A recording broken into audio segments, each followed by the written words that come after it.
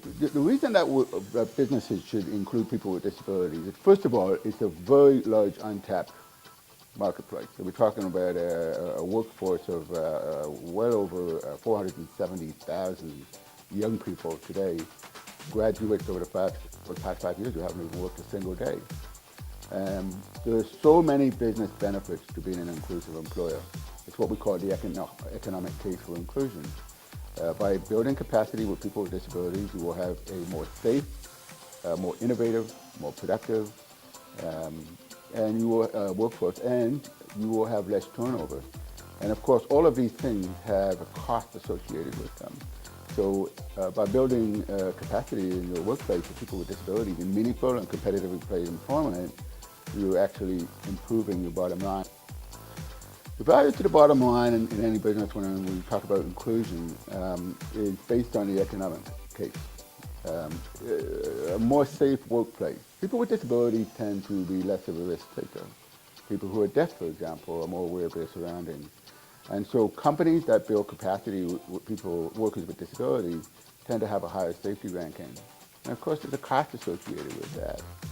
Innovation is increased because people with disabilities have different problem-solving skills.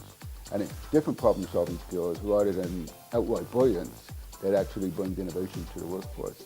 One of the most important parts of the economic case is employee turnover. And that's a very big cost for any business. In my business, in the QSR sector, replacing one entry-level position can cost as much as $4,000. My employee turnover rate is about 40% per year.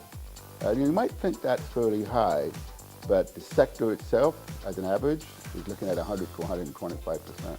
So at $4,000 per person, my company makes more money. And really, that's the essence of the economic case for inclusion. One of the areas that we discovered very early on is employee morale. And if we talk about the turnover rate in my business being under 40% versus the standard in the QSR sector of 100%.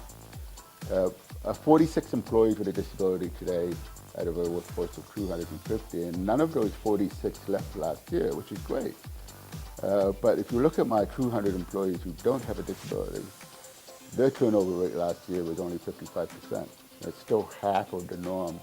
So, being an inclusive employer, not only is it the economic case, but it also changes the entire culture of your workplace.